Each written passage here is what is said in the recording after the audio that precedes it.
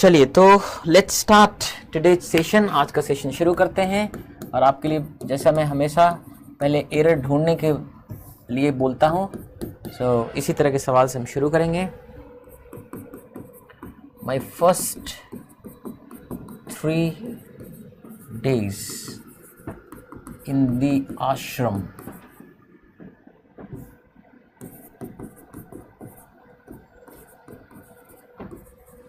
were very amazing.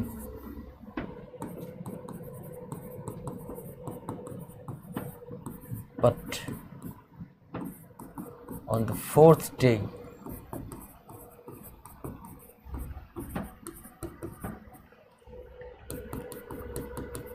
things took a sudden turn.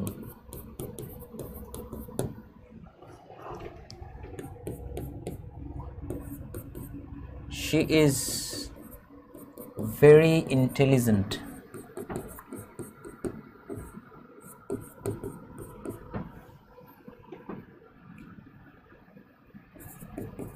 As per his age, as per her age.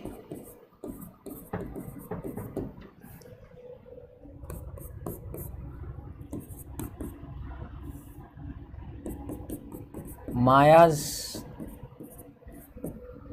fault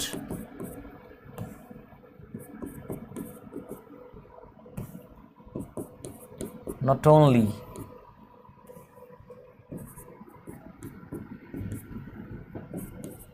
caused financial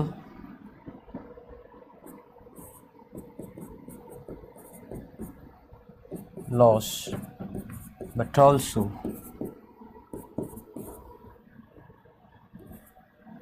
loss of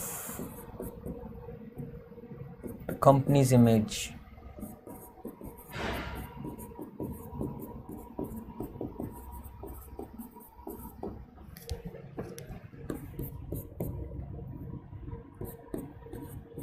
Today the teacher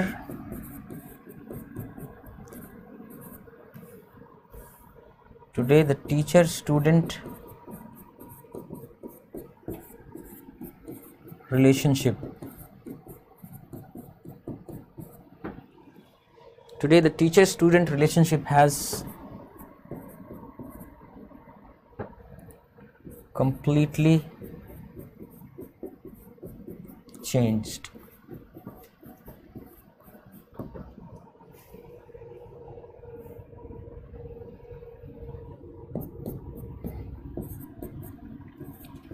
She decided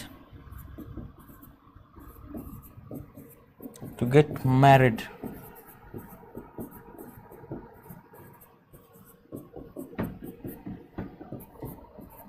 with her colleague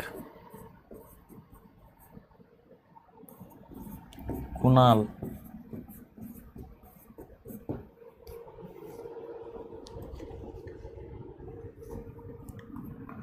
So tell me where the errors are.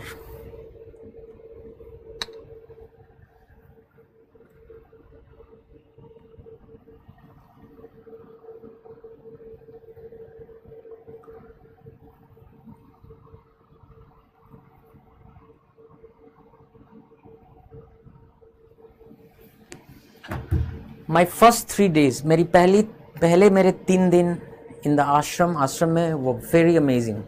Problem यही है। Amazing क्या है? Amazing का मतलब होता है बहुत अच्छा, बहुत अच्छा, बहुत अच्छा। एक्सट्रीम एडजेक्टिव है। जैसे टाइनी मतलब बहुत छोटा, ह्यूज मतलब बहुत बड़ा, फैंटास्टिक बहुत अच्छा, वंडरफुल बहुत अच्छा, जबरदस्त।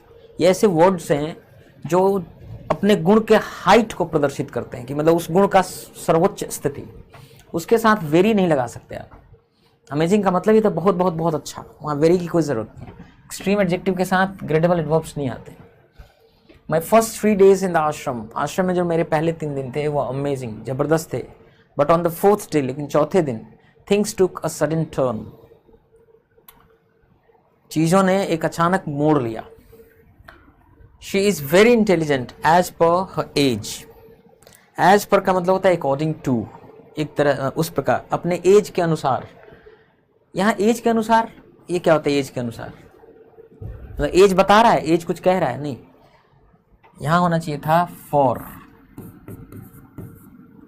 She is very intelligent for age, अपने एज के लिए वो बहुत इंटेलिजेंट है, यानी जितना इंटेलिजेंट होना चाहिए उससे ज्यादा इंटेलिजेंट है। माया's fault not only caused financial loss but also loss of the company's image। एक बात हमेशा ध्यान रखना है कि not only और but also, ये सबऑर्डिनेटिंग कंजंक्शन, कोऑर्डिनेटिंग कंजंक्शन है। कोऑर्डिनेटिंग कंजंक्शन क्या करता है? इक्वल स्टेटस के आइटम्स को जोड़ने का काम करता है। जैसे नाउन को नाउन से, एडजेक्टिव को एडजेक्टिव से, वर्ब को वर्ब से, मेन क्लॉज को मेन क्लॉज से। तो यही मेन चीज देखना रहता है आपको, है ना। जैसे यहाँ नॉट ओनली को अगर आप देखें तो नॉट ओनली के बाद आ रहा है कॉज्ड, वर्ब आ रहा है जब, लेकिन यहाँ बट ऑल्सो के बाद आप देखें तो आ रहा है loss of the company's image, noun आ रहा है। तो वर्ब इधर आ रहा है, इधर नाउन आ रहा है, मतलब सेम स्टेटस के आइटम्स नहीं है, कुछ गड़बड़ है, इसको ठीक करना पड़ेगा। तो माया's fault not only cause financial loss नहीं करना है, इसको यहां कर देना है।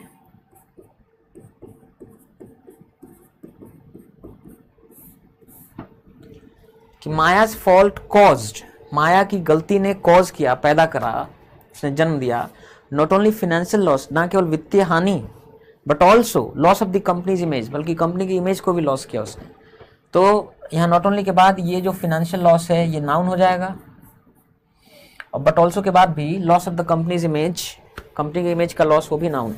सिमिलर आइटम्स को कनेक्ट करने लगा, जोड़ने लगा। सो अब सही हो गया। Today the teacher student relationship, आज जो टीचर स्टूडेंट के बीच का जो रिश्ता है, हैज कम्प्लीटली चेंज्ड, वो पूरी तरह से बदल गया है, इसमें कोई एरर नहीं है, नो एरर। शी डिसाइडेड, उसने निर्णय लिया, टू गेट मैरिड, शादी शुदा होने का। मैरिड यहाँ एडजेक्टिव है। उसने निर्णय लिया टू गेट मैरिड, शादी करने का, विद अ कलीग कुणाल, अपने कलीग, अपने सहकर्मी कुणाल के साथ। मैरिड जब एडजेक्टिव होता है हमेशा याद रखना है मैरिड टू, विथ नहीं, मैरिड टू होता है।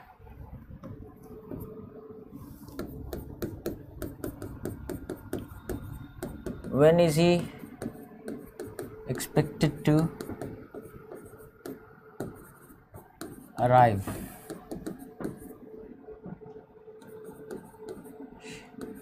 Here.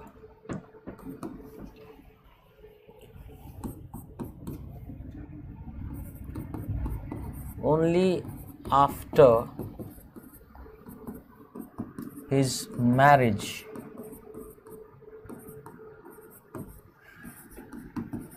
did he change.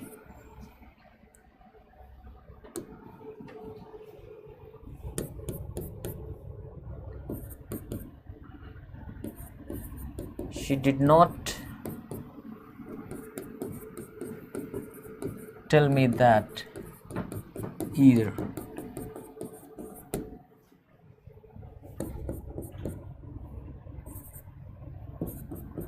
I demand a CBI inquiry into this case.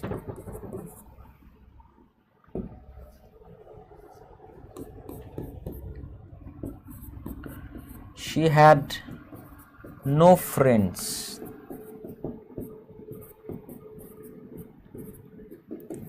in that city.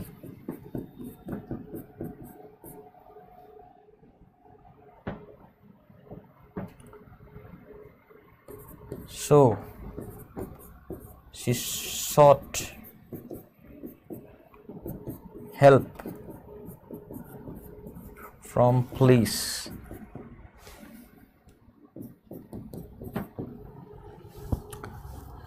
चलिए बताइए। Good afternoon.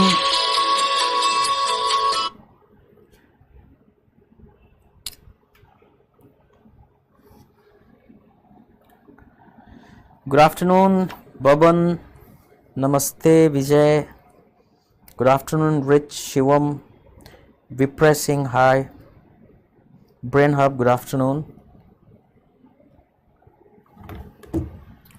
When is he expected to arrive here? When is he expected?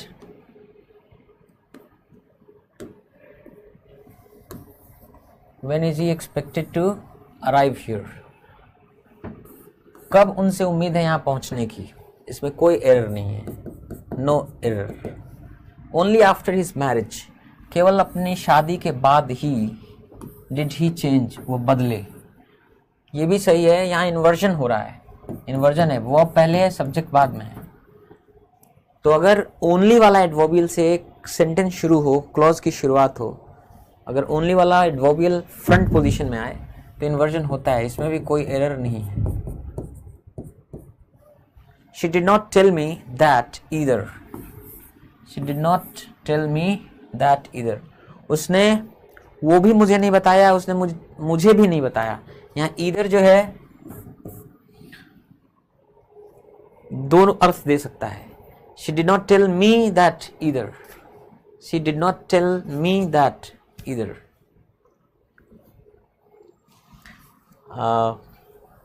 उसने वह मुझे भी नहीं बताया. She did not tell me that either, मतलब उसने वो भी मुझे नहीं बताया. तो इसके दो अर्थ हो सकते हैं. अगर मी पर स्ट्रेस करेंगे तो मुझे भी नहीं बताया, दैट पर स्ट्रेस देंगे तो वो बात भी मुझे नहीं बताई उसने. इसमें भी कोई एरर नहीं है. I demand a CBI inquiry, मैं एक सीबीआई इंक्वायरी की मांग करता हूँ इनटू दिस केस, इस केस में. तो साफ है, कोई एरर नहीं है. देखिए, नो एरर को नो एरर कहना भारी काम है. मैंने देखा है always it's difficult for the students to tell कि हाँ इसमें एरर नहीं है, because they have a tendency to find some or the other error. हमेशा टेंडेंसी होती है कुछ ना कुछ एरर ढूंढने की. She had no friends in that city, so she sought help from police. She had no friends, उसका कोई दोस्त नहीं था इन दैट सिटी, उस शहर में. सो इसलिए शी सॉट हेल्प. आप कंप्लीट इंग्लिश कोर्स पढ़ते हैं तो सब कुछ सिखाया जाता है, इसमें कोई ऐसी बात नहीं जो नहीं सिखाया गया. हर एक चीज़ डिस्कस की जाती है. दुनिया का बेस्ट कोर्स है कंप्लीट इंग्लिश कोर्स. अब बहुत सारे लोगों को लगेगा कि नो के साथ फ्रेंड आएगा कि फ्रेंड्स आएगा, तो ये नाउन है, ये डिटर्मिनर है. डिटर्मिनर का यूज़ नाउन के साथ कैसे होता है, सब पढ़े हुए हैं आप. तो नो के साथ फ्रेंड्स आता है. She had no friends, plural noun आएगा. तो उसका कोई दोस्त नहीं था इन दैट सिटी, उस शहर में. सो इसलिए शी सॉट हेल्प, उसने मांगी चाहिए हेल्प फ्रॉम पुलिस, पुलिस से. इसमें भी कोई एरर नहीं है, नो एरर. तो नो एरर को नो एरर कहना इज नॉट इजी, है ना. She is half of my age but she earns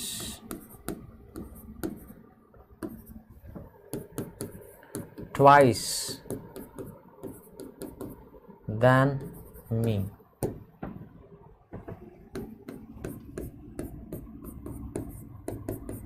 The Yamuna and Ganga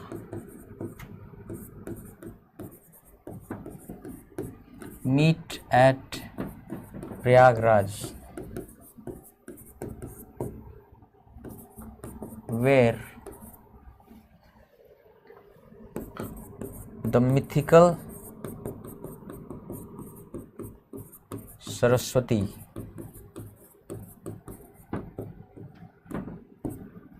is also said to join them.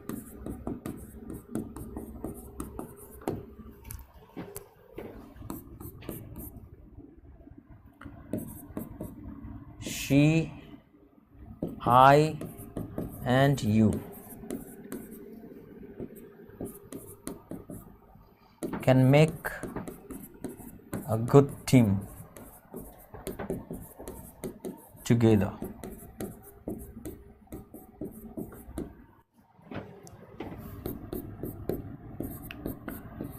She was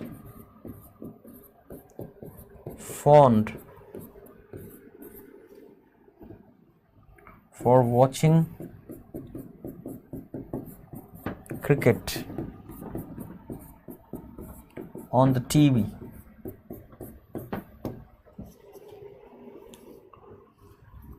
So tell me, where are the errors? What errors do you see?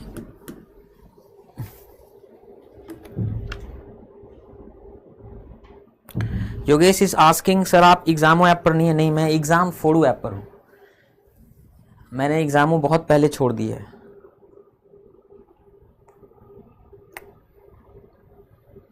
Rich कह रहे हैं sir मैं अभी 12th में हूँ, कैसे join करना है? 12th में है तो कोई बात नहीं, बेस्ट होगा ऑफलाइन ज्वाइन करना, लेकिन अगर ऑफलाइन प्रयागराज नहीं आ सकते तो एग्जाम फोड़ू ऐप डाउनलोड कर लीजिए, उस पर आप ऑनलाइन ज्वाइन कर सकते हैं course. She is half of my age. मैं एक बात बता दूं आपको, कभी भी किसी की अगर एज बतानी, एज है ना, age, height, weight, size, shape, colour जब बतानी हो तो वहां ऑफ प्रीपोजिशन का प्रयोग नहीं होता है। तो she is half my age, ठीक है ना, she is half my age. तो यहां अगर आप ये सोच रहे हैं कि she is of half of my age, तो ये ऐसा नहीं होगा, ठीक है। तो यहां ऑफ नहीं लगेगा, ठीक है, यहां ऑफ नहीं लगेगा। बहुत लोगों के दिमाग में आ रहा है कि मेरे आधी उम्र का, तो हाफ ऑफ माई एज के पहले ऑफ हाफ माई एज, ऐसा नहीं, ठीक है। हाफ और हाफ ऑफ दोनों चलेंगे, दोनों सही हैं। तो she is half of my age, वो आधी उम्र की है मेरी, बट शी अर्न्स, लेकिन वो कमाती है ट्वाइस, 2 गुना देन मी, मुझसे। भाई वो मुझसे 2 गुना कमाती है, यहाँ कंपैरिजन हो गया उसके कमाने का और मेरे बीच, नहीं, मेरे कमाने उसके कमाने के बीच का कंपैरिजन करना है। तो देन पहली बात मी नहीं, but she earns twice than I do, जितना मैं कमाता हूँ उसका दुगना। लेकिन याद करिए ट्वाइस और हाफ दो ऐसे एडवर्ब्स हैं कि उनके बाद अगर कंपैरिजन करना है उनके साथ तो कंपैरेटिव डिग्री का इस्तेमाल नहीं होता है। She earns twice as much as I do, positive degree of adjective का इस्तेमाल होता है हाफ और ट्वाइस के साथ।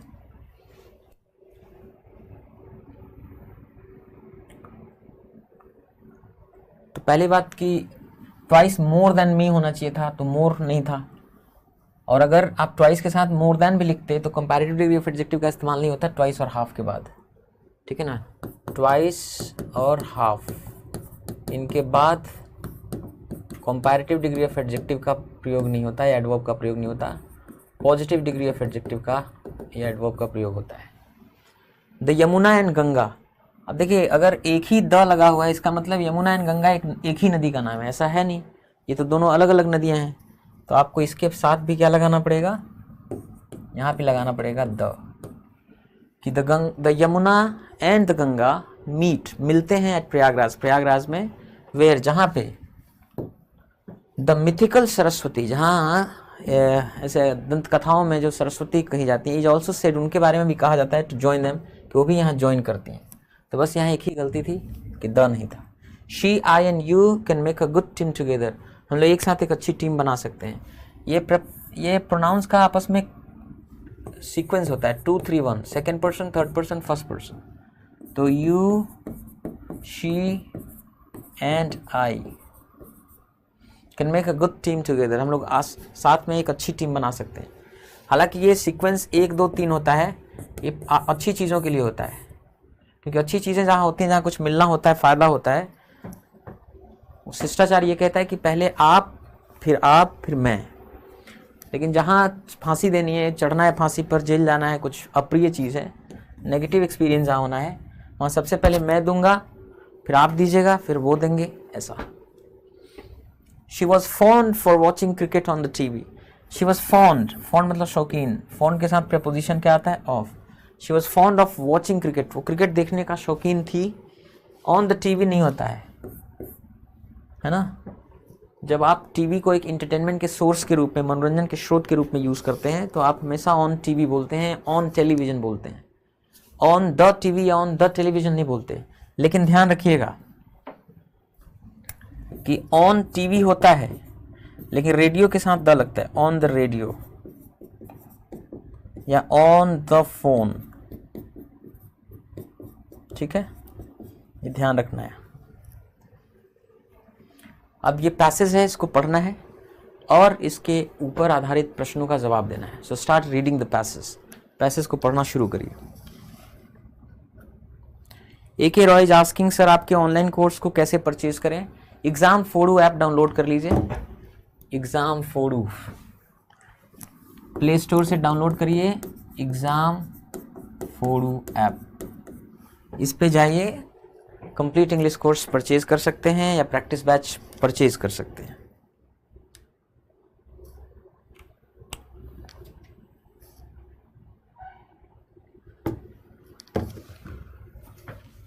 The Great Barrier Reef, located off the coast of Queensland, Australia. Capital में लिखा हुआ है ग्रेट बैरियर रीफ। इसका क्या मतलब है? कैपिटल लेटर्स लिखे हैं, इसका मतलब है ये कोई प्रॉपर नाउन है, किसी एक चीज का नाम है ये। तो the Great Barrier Reef located, स्थित, ऑफ मतलब से परे, the coast of Queensland, Queensland Q से लिखा है, क्वींसलैंड ऑस्ट्रेलिया नाम में वहाँ पे एक जगह है, उसके कोस्ट या उसके तट से दूर स्थित है Great Barrier Reef. Is one of the world's most, यह है one of the world's most remarkable natural wonders, जो सबसे उल्लेखनीय प्राकृतिक वंडर्स हैं, अद्भुत चीज़ें हैं, उनमें से एक है ये। स्ट्रेचिंग, फैला होता हुआ, ओवर 2300 किलोमीटर्स, 2300 किलोमीटर के एक क्षेत्र में फैला हुआ। It is the largest coral reef system, ये सबसे बड़ा कोरल रीफ सिस्टम है ऑन द प्लैनेट, हमारे पृथ्वी पर। एंड कैन बी सीन, और ये देखा जा सकता है फ्रॉम आउटर स्पेस, अंतरिक्ष से भी देखा जा सकता है। The reef is composed of, ये रीफ जो है मूंगा, कंपोज्ड ऑफ, ये बना है से मिलकर, किससे मिलकर?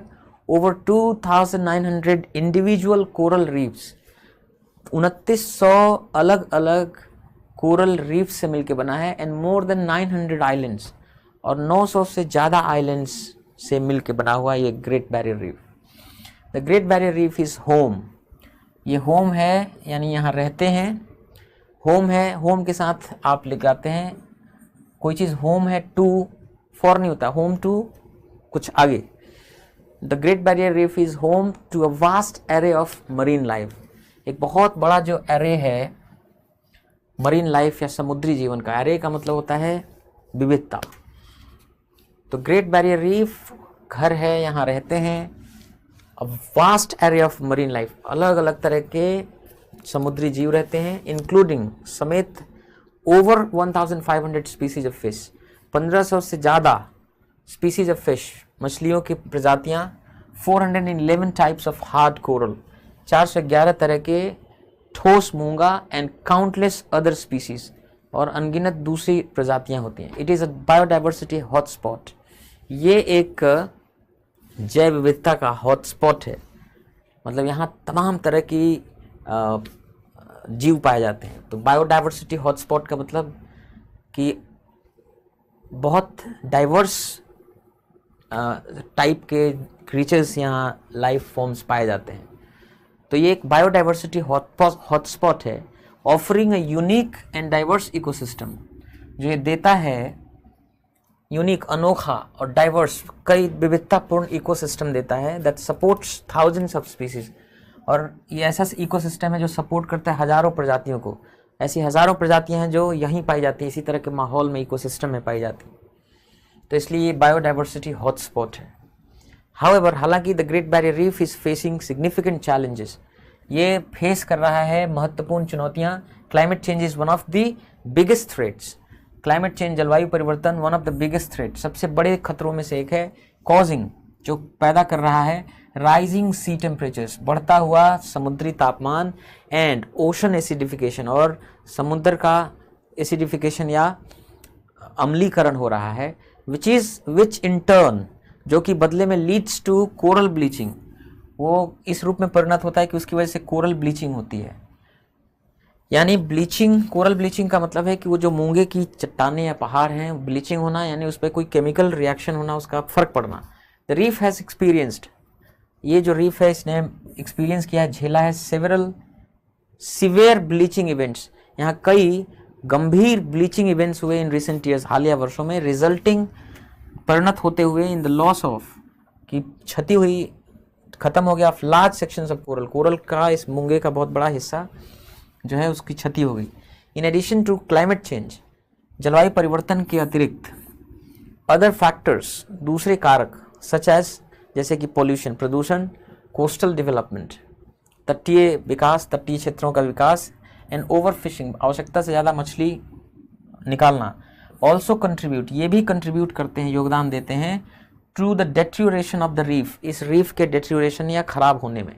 एफर्ट्स आर बीइंग मेड, प्रयास आर बीइंग मेड, किए जा रहे हैं, passive voice present and definite tense का, एफर्ट्स आर बीइंग मेड, प्रयास किए जा रहे हैं, टू प्रोटेक्ट एंड प्रिजर्व, बचाने और संरक्षित करने का इस ग्रेट बैरियर रीफ को, इंक्लूडिंग, समेत, the establishment of marine protected areas, समेत क्या क्या काम किए जा रहे हैं इसके लिए, एस्टेब्लिशमेंट, स्थापना हो रही है, मरीन प्रोटेक्टेड एरियाज, समुद्र में संरक्षित जगहों की एस्टेब्लिशमेंट की जा रही है, एंड इनिशिएटिव्स टू रिड्यूस, ऐसे पहल किए जा रहे हैं घटाने का प्रदूषण को, एंड रेगुलेट करने को, फिशिंग एक्टिविटीज़, मछली पालन, मछली पकड़ने की एक्टिविटीज़ को रेगुलेट या नियमित करने की प्रयास किए जा रहे हैं। डिस्पाइट दीज चैलेंजेस, बावजूद इन चुनौतियों के, the Great Barrier reef continues, ये जो ग्रेट बैरियर रीफ है जारी है, टू बी, होने का, रहने का, अ मेजर टूरिस्ट अट्रैक्शन, एक बड़ा टूरिस्ट अट्रैक्शन, बहुत बड़ा एक पर्यटकों का केंद्र, ड्रॉइंग मिलियंस ऑफ विजिटर्स, जो ड्रॉ करता है,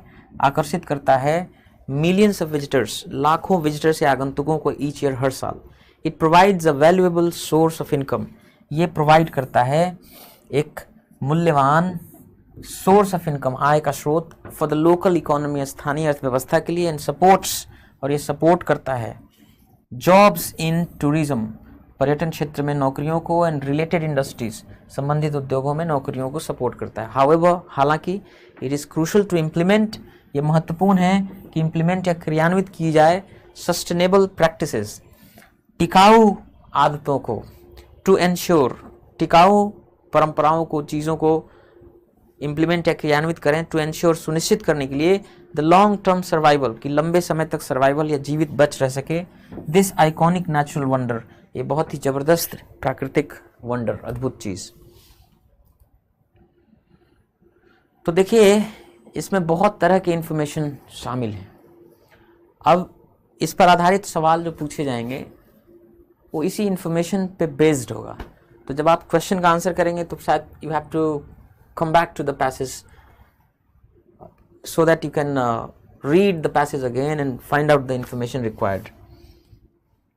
तो कह रहा है कि how does the Great Barrier Reef contribute? ये जो Great Barrier Reef है किस तरह कंट्रीब्यूट करता है, योगदान देता है, to the local economy, स्थानीय अर्थव्यवस्था में किस तरह योगदान देता है। It provides, ये प्रोवाइड करता है a source of income, आय का स्रोत, थ्रू टूरिज्म, टूरिज्म से बात सकते हैं। इट सपोर्ट्स जॉब्स, नौकरियों को सपोर्ट करता है, इन द फिशिंग इंडस्ट्री, नहीं, supports the job in the fishing industry, नहीं, फिशिंग इंडस्ट्री में नहीं। It is a hub for the scientific research, केवल यही वाला आंसर सही है। साइंटिफिक रिसर्च का हब है या फिशिंग इंडस्ट्री में जॉब्स को सपोर्ट कर रहा है, कहीं लिखा ही नहीं है, ये तो अलग ही है। What is the primary consequence of coral bleaching events? What is the primary consequence? Primary मतलब होता है मेन, क्या है मेन परिणाम ऑफ कोरल ब्लीचिंग। जब कोरल ब्लीचिंग होता है तो उसका मुख्य कंसिक्वेंस या परिणाम क्या होता है जब कोरल ब्लीचिंग इवेंट्स होते हैं on the Great Barrier reef. तो जो कोरल ब्लीचिंग इवेंट्स हुए ग्रेट बैरियर रीफ पे, उसके जो प्राइमरी कंसिक्वेंस था, मुख्य जो उसका प्रभाव या उसका परिणाम, the loss of large sections of coral, यही हुआ कि जो कोरल है उसका बहुत बड़ा सेक्शंस या हिस्से का क्षति हो गया। ये नहीं कि कोरल ब्लीचिंग इवेंट्स के वजह से टेम्परेचर बढ़ गया या ओशन में एसिडिफिकेशन हो गया, ये सब नहीं हुआ। What is the main cause, क्या है मुख्य कारण ऑफ कोरल ब्लीचिंग का in the Great Barrier reef. Great Barrier reef में कोरल ब्लीचिंग जो हो रहा है उसका मुख्य कारण क्या है? पॉल्यूशन है कि ओवरफिशिंग है कि राइजिंग सी टेम्परेचर्स है या कोस्टल डेवलपमेंट है ना? तो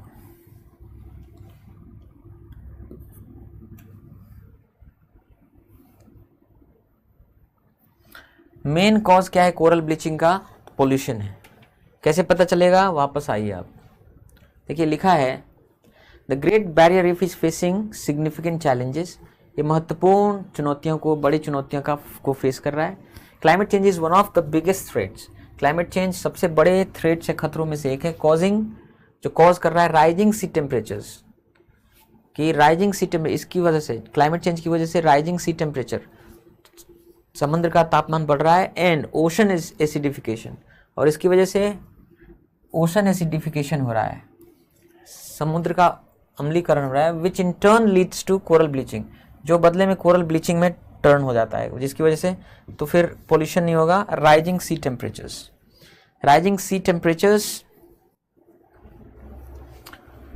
क्लाइमेट चेंज की वजह से राइजिंग सी टेम्परेचर्स होता है, और ये राइजिंग सी टेम्परेचर जो है उसकी वजह से अम्लीकरण होता है, क्षरण होता है। ठीक है, तो ये है main cause. Which of the following is least likely to be a part of the sustainable practices? Least likely, निम्नांकित में से कौन सा? The following मतलब निम्नांकित, तो निम्नांकित में से कौन सा is least likely, सबसे कम संभावित है to be होने का पार्ट, हिस्सा of the sustainable practices। तो जो सस्टेनेबल प्रैक्टिसेस या टिकाऊ आदतों की या प्रक्रियाओं की बात हो रही है, उसका सबसे कम संभावना है, कम संभावित है उसका हिस्सा होने का, इसमें से कौन सा है? तो रिवर्सिंग क्लाइमेट चेंज को उलट देना, उस प्रक्रिया, क्लाइमेट चेंज जो हो रहा है उस प्रक्रिया को ही उलट देना, ये सस्टेनेबल प्रैक्टिस तो होगा नहीं। रिड्यूसिंग पॉल्यूशन को घटाना, रेगुलेटिंग फिशिंग, देखो यही आंसर सही है, ये लीस्ट लाइकली है to be part of the sustainable practices.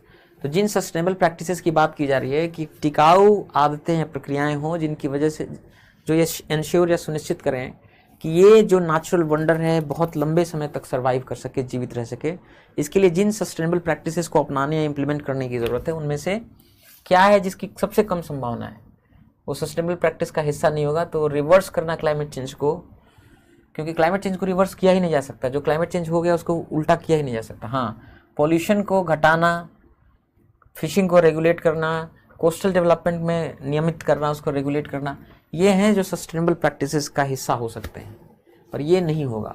तो लीस्ट लाइकली यही। What is the style of the passage? इस पैसेज का स्टाइल क्या है? डिस्क्रिप्टिव है, रिफ्लेक्टिव है, इनफॉर्मल है, लिटरेरी है। डिस्क्रिप्टिव मतलब जिसपे वर्णन हो, रिफ्लेक्टिव मतलब जो आदमी सोच रहा है, रिफ्लेक्शन कर रहा है, अपनी सोच को लिख रहा है, कागज़ पे उतार रहा है। इनफॉर्मल है मतलब अपने फैमिली या फ्रेंड्स को कुछ लिख रहा है। लिटरेरी है मतलब साहित्यिक रचना है। तो साफ साफ समझ में आ रहा है डिस्क्रिप्टिव स्टाइल है इस पैसेज का। अब ये क्लोज पैसेज है जिसको आपको करना है। Shekhar Gupta, love you sir, I love you too. आइए मिलिए भाई, मैंने कहा था आप आइए मिलिए। Pankaj Bhardwaj, love you sir, I love you too. Sir आपसे कैसे मिल सकते हैं? You can come down to Prayagraj and we can meet. Feminism in simple terms, feminism का मतलब होता है नारीवाद। तो जो नारीवाद है, फेमिनिज्म है, ये नारीवाद समझते हो कि नहीं? चलो इसमें आगे लिखा है, समझ लोगे आप। फेमिनिज्म इन सिंपल टर्म्स, अगर इसको सामान्य बातों में, भाषा में, शब्दों में, अगर सरल शब्दों में, फेमिनिज्म इज अ बिलीफ, नारीवाद एक बिलीफ है, एक विश्वास, मान्यता है, मत है, एंड मूवमेंट, आंदोलन है, that advocates for equal rights, जो वकालत करता है इक्वल राइट्स की, बराबर अधिकार हों एंड अपॉर्चुनिटी, अवसर हों for all genders, females, women, ladies, सारे जेंडर्स के लिए, सारे फीमेल्स के लिए, सारे वुमेन के लिए, सारे लेडीज के लिए, पर्टिकुलरली फोकसिंग ऑन, और खास तौर से फोकस करते हुए ऑन प्रोमोटिंग, बढ़ावा देने पर, एंड एम्पावरिंग, सशक्त करने पर वुमेन, महिलाओं को, इट चैलेंजेस एंड एम्स, ये चुनौती देता है, लक्ष्य करता है, टू डिसमेंटल, तोड़ देने का, जेंडर बेस्ड इनइक्वालिटीज, लिंग आधारित जो असमानता है उसको डिसमेंटल कर देने, तोड़ देने का लक्ष्य करता है, उसको चुनौती देता है। और जेंडर बेस्ड असमानता, स्टीरियोटाइप्स का मतलब पूर्वाग्रह, एंड डिस्क्रिमिनेशन और भेदभाव, that have historically dash women, जिन्होंने ऐतिहासिक रूप से हिस्टोरिकली इग्नोर किया है महिलाओं को, डिसएडवांटेज्ड कर दिया है वुमेन को, पुश्ड वुमेन, डिफीटेड वुमेन। क्या होगा? फेमिनिज्म सीक्स टू क्रिएट, नारीवाद चाहता है क्रिएट करना, अ सोसाइटी, समाज, वेयर ऑल इंडिविजुअल्स, जहां सारे व्यक्तिगण, irrespective of their gender, regardless their gender, in spite of their gender, instead of their gender. तो फेमिनिज्म, नारीवाद सीक्स टू क्रिएट, चाहता है क्रिएट करना, सोसाइटी वेयर ऑल इंडिविजुअल्स, जहां सारे लोग, dash their gender, have equal access, उनको equal access हो टू एजुकेशन, शिक्षा तक, एम्प्लॉयमेंट, रोजगार तक, पॉलिटिकल रिप्रेजेंटेशन, वो राजनीतिक रूप से प्रतिनिधित्व तक, and personal freedom. It emphasises the importance of treating everyone, और ये फेमिनिज्म जोर देता है इम्पोर्टेंस, महत्व पर, कि ट्रीट किया जाए, व्यवहार किया जाए एवरीवन, सबसे, विद रिस्पेक्ट, आदर के साथ, फेयरनेस, जस्टिस, सेंसिटिविटी, सेंसिबिलिटी, इनमें से कोई एक ऑप्शन, एंड रिकग्नाइजिंग, और ये बल देता है कि रिकग्नाइज करा जाए, मान्यता दी जाए, द वैल्यू एंड कंट्रीब्यूशंस, कि जो मूल्य है, जो योगदान है ऑल इंडिविजुअल, सभी व्यक्तियों का, रिगार्डलेस ऑफ देयर जेंडर, बिना फर्क पड़े हुए उनके जेंडर या उनके लिंग के, किस लिंग से हैं। तो देखिए, अगर आप भरना शुरू करेंगे तो क्या भरेंगे? फेमिनिज्म एक सिंपल टर्म्स में एक बिलीफ या मूवमेंट है जो वकालत करता है बराबर अधिकार और समानता की, अवसरों की, फॉर ऑल जेंडर्स, सभी जेंडर्स के लिए, चाहे मेल हो चाहे पुरुष हो, सबको बराबर अवसर मिले, सबको बराबर अधिकार मिले। पर्टिकुलरली फोकसिंग, खासतौर से जोर देते हुए, ऑन प्रमोटिंग, की बढ़ावा दिया जाए, एम्पावर किया जाए वुमेन, महिलाओं को। इट चैलेंजेस एंड एम्स, ये चुनौती देता है, लक्ष्य करता है, टू डिसमेंटल, तोड़ देने का, जेंडर बेस्ड इनइक्वालिटीज, लिंग आधारित जो असमानता है, पूर्वाग्रह है, भेदभाव है, दैट हैव हिस्टोरिकली डिसएडवांटेज्ड, जिसने ऐतिहासिक रूप से हानि पहुंचाया है, डिसएडवांटेज पैदा किया है महिलाओं के लिए। फेमिनिज्म सीक्स, तो ये जेंडर बेस्ड, लिंग आधारित जो असमानता है, पूर्वाग्रह है, भेदभाव है, इसने ऐतिहासिक रूप से देखें, अगर पूरे इतिहास के दौरान देखें तो इसने डिसएडवांटेज किया वुमेन, महिलाओं के लिए ये एक अहित किया है। Feminism seeks to create a society, feminism चाहता है क्रिएट करना समाज, वेयर ऑल इंडिविजुअल्स, जहां सारे के सारे लोग, individuals, irrespective of their gender, बिना फर्क पड़े हुए, या रिगार्डलेस के साथ ऑफ होता तब भी सही हो जाता, लेकिन सिर्फ रिगार्डलेस लिखा है, ऑफ लिखा ही नहीं है। जहां, तो फेमिनिज्म चाहता है क्रिएट करना एक सोसाइटी वेयर ऑल इंडिविजुअल्स, जहां सारे इंडिविजुअल, सारे लोग, इरिस्पेक्टिव ऑफ देयर जेंडर, इस बात से बिना फर्क पड़े हुए कि उनका जेंडर क्या है, पुरुष हैं कि स्त्री हैं, हैव इक्वल एक्सेस, सबके पास इक्वल या बराबर एक्सेस या पहुंच हो टू एजुकेशन, शिक्षा तक, रोजगार तक, political representation, and personal freedom, और उनको व्यक्तिगत आज़ादी हो। इट एम्फेसाइजेस, ये एम्फेसाइज करता है, फेमिनिज्म एम्फेसाइज करता है, जोर देता है किस चीज़ को, the importance of treating everyone, ये जो महत्व है ट्रीट करने का सबको, विद रिस्पेक्ट, आदर के साथ, फेयरनेस, उचितता के साथ, एंड रिकग्नाइजिंग, और ये रिकग्नाइज करना, मानना, पहचानना, द वैल्यू एंड कंट्रीब्यूशन, जो वैल्यू और योगदान है सभी इंडिविजुअल्स का, रिगार्डलेस ऑफ द जेंडर, फर्क बिना पड़े कि वो स्त्री के हैं या पुरुष हैं, उनका जो भी वैल्यू या कंट्रीब्यूशन है उसको रिकग्नाइज किया जाए, उसको मान्यता दी जाए, सराहा जाए, इस पे ये बल देता है, एम्फेसाइज करता है। Fairness is the right answer. Now we have questions.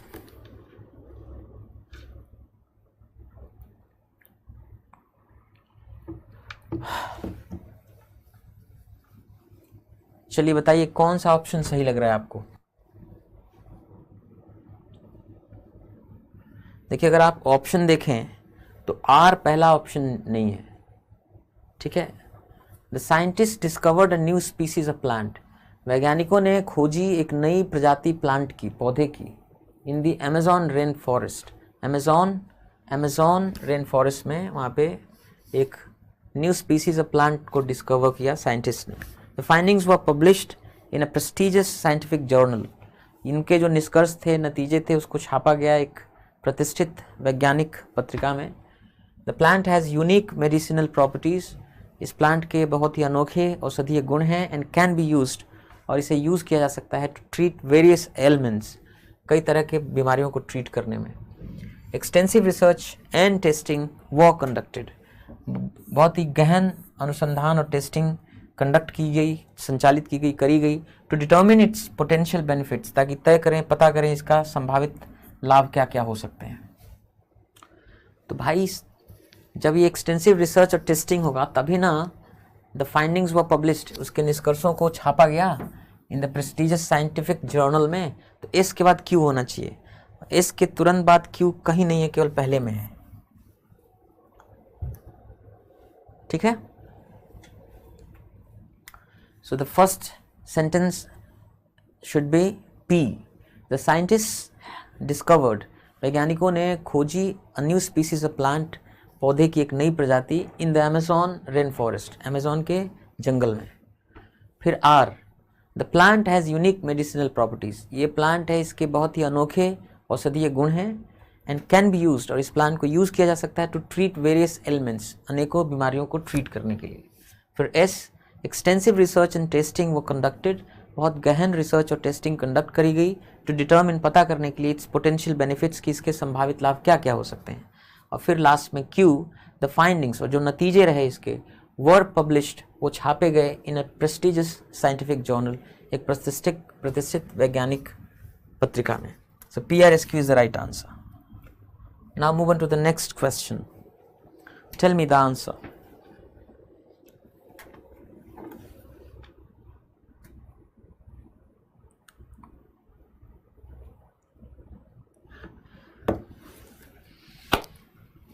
The company faced, अच्छा ये बहुत ही सिंपल, मतलब सिंपल तो नहीं, बट एक इंपॉर्टेंट क्लू मिल गया कि पहला सेंटेंस तो पी ही होना है, कि the company faced a major setback, company ने फेस करा एक बहुत बड़ा सेटबैक, विफलता का सामना किया, due to the economic recession, economic recession की, आर्थिक मंदी की वजह से कंपनी ने बहुत बड़ा सेटबैक फेस किया। फिर क्या हुआ, एज अ रिजल्ट, परिणाम स्वरूप, सेवरल एम्प्लॉयज़ वर लेड ऑफ, कई एम्प्लॉयज़ को नौकरी से निकाल दिया गया, एंड नॉन एसेंशियल प्रोजेक्ट्स, जो गैर आवश्यक प्रोजेक्ट्स थे वो कैंसिल, उन्हें कैंसिल कर दिया गया। द CEO इम्प्लीमेंटेड, CEO जो कंपनी का CEO था, उसने इम्प्लीमेंट की, उसने लागू की कॉस्ट कटिंग मेजर्स, कीमत कम करने वाले उपाय उसने क्रियान्वित किए, लागू किए, to stabilise the financial situation, ताकि वित्तीय स्थिति को स्थिर करा जा सके।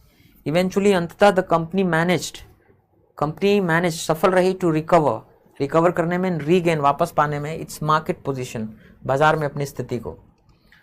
तो सबसे पहले इसमें P फिर R होना चाहिए, कि कंपनी फेस की एक मेजर सेटबैक इकोनॉमिक रिसेशन की वजह से। फिर R, कि द CEO इम्प्लीमेंटेड, CEO ने लागू करी कॉस्ट कटिंग मेजर्स, कीमत कम करने वाले उपाय लागू किए, to stabilise the financial situation, ताकि वित्तीय स्थिति को स्थिर करा जा सके।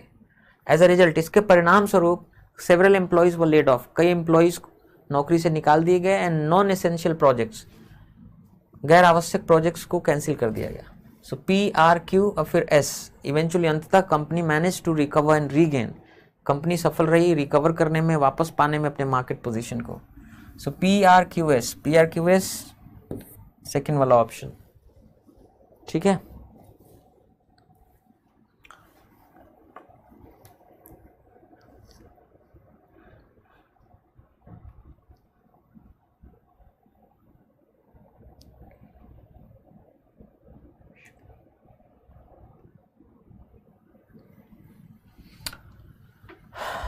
So again we get a clue when we look at the options कि P और Q यही पहले सेंटेंस हो सकते हैं। So whenever you are solving parajumble based questions, do look at the options because they give you important clues, क्योंकि वो आपको महत्वपूर्ण क्लू देते हैं, हिंट देते हैं। ओके, पढ़ो। People from all over the world, पूरी दुनिया भर से लोग flocked, भीड़ लगा के इकट्ठा हो गए, टू सी द एग्जीबिशन, देखने के लिए उस एग्जीबिशन को, प्रदर्शनी को। द एग्जीबिशन, उस प्रदर्शनी को, कौन सा प्रदर्शनी? द आर्टिस्ट स्पेंट मंथ्स, उस कलाकार ने खर्च किए मंथ्स, महीनों बिताए क्रिएटिंग अ मास्टरपीस, कि क्रिएट की जाए एक मास्टरपीस दैट कैप्टिवेटेड ऑडियंसेस, जो कैप्टिवेट करे, मोहित करे ऑडियंसेस को, ऑडियंस मतलब श्रोताओं को, दर्शकों को मोहित करे। ऐसा एक मास्टरपीस, एक बहुत ही जबरदस्त रचना क्रिएट करने के लिए उसने महीनों बिताया आर्टिस्ट ने। The art work was showcased, उस आर्ट वर्क को, उस कलाकृति को शोकेस किया गया, प्रदर्शित किया गया इन रिनाउंड आर्ट गैलरी, एक मशहूर आर्ट गैलरी में। Critics praised the artist attention to detail, और जो समालोचक थे, जो कला के जानकार लोग थे, उन्होंने सराहा, प्रेज किया the artist attention to detail, उस कलाकार का जो अटेंशन टू डिटेल, छोटी छोटी बातों पे जो उसका गौर था, एंड यूनिक आर्टिस्टिक स्टाइल, और उसका बहुत अनोखा आर्टिस्टिक स्टाइल का उन्होंने सराहा उसको। तो भाई सबसे पहले इसमें क्यों होना चाहिए कि जो आर्टिस्ट था उसने स्पेंड किए मंथ्स, महीनों लगा दिए क्रिएट करने में एक मास्टरपीस दैट कैप्टिवेटेड ऑडियंसेस, जो ऑडियंस को कैप्टिवेट करे। सबसे पहले क्यों होना चाहिए। फिर क्या हुआ कि the art work was showcased, आर यही है सही, कि आर्ट वर्क को दिखाया गया, एक रिनाउंड आर्ट गैलरी में प्रदर्शित किया गया। फिर एस, क्रिटिक्स जो थे उन्होंने सराहा आर्टिस्ट की इस अटेंशन टू डिटेल को और उसकी यूनिक आर्टिस्टिक स्टाइल को। फिर P, people from all over the world, दुनिया भर से लोग फ्लॉक्ड, भीड़ लगा दिए टू सी द एग्जीबिशन, उस प्रदर्शनी को देखने के लिए। सो QRSP is the right answer. चलिए कुछ सवाल हैं, इनका आंसर आप देने की कोशिश करिए।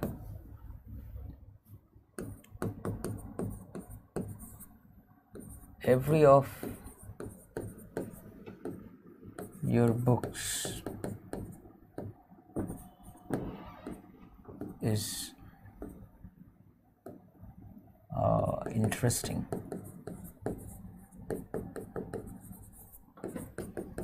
except for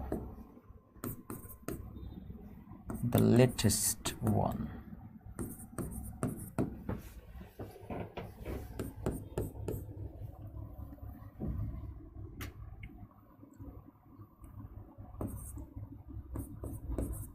She missed her family badly when she moved to a new city for college.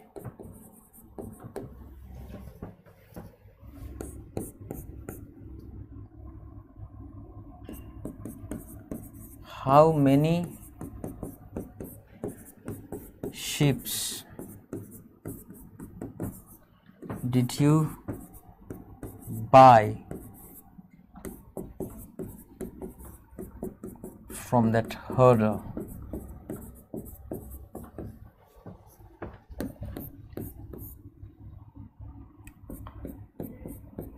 This story must be published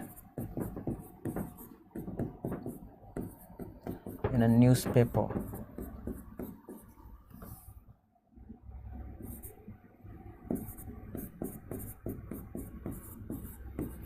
With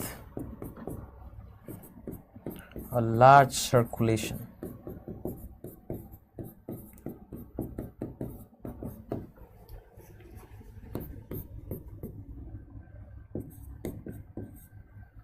She might return to home on next Friday.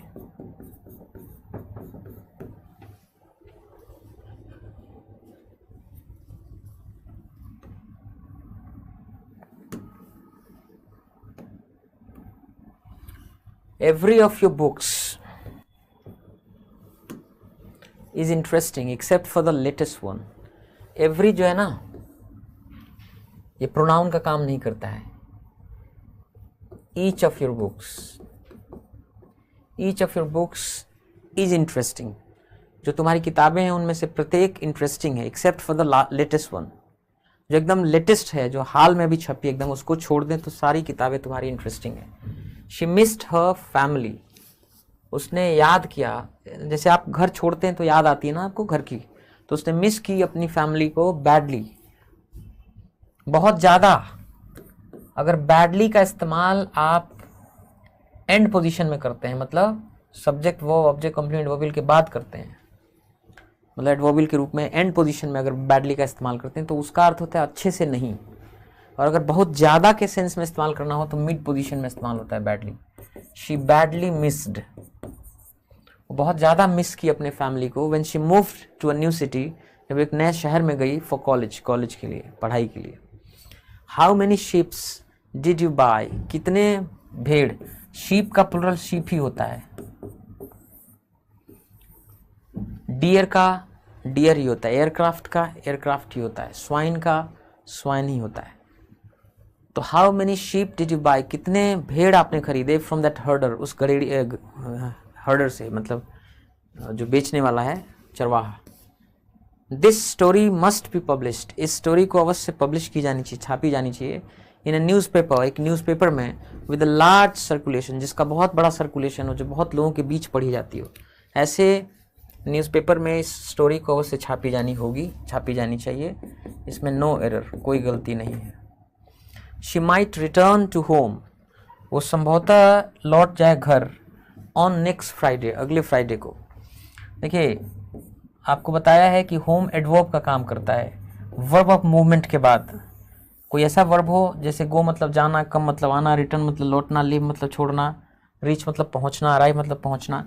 तो ये जो verbs हैं movement दिखाने वाले verbs, उनके बाद home adverb का काम करता है। तो जब ये खुद एडवर्ब है तो प्रेपोजिशन की ज़रूरत नहीं है, प्रेपोजिशन के बाद तो नाउन आता है। अच्छा, नेक्स्ट फ्राइडे है ना, आप this Friday, next Friday, last Friday, one Friday, हमने आपको जब एडवर्बियल पढ़ा है तो बताया है कि ये खुद एडवर्ब का काम करते हैं, इनके साथ किसी प्रेपोजिशन की ज़रूरत नहीं है। So this was it for today, आज के लिए इतना ही, ठीक है।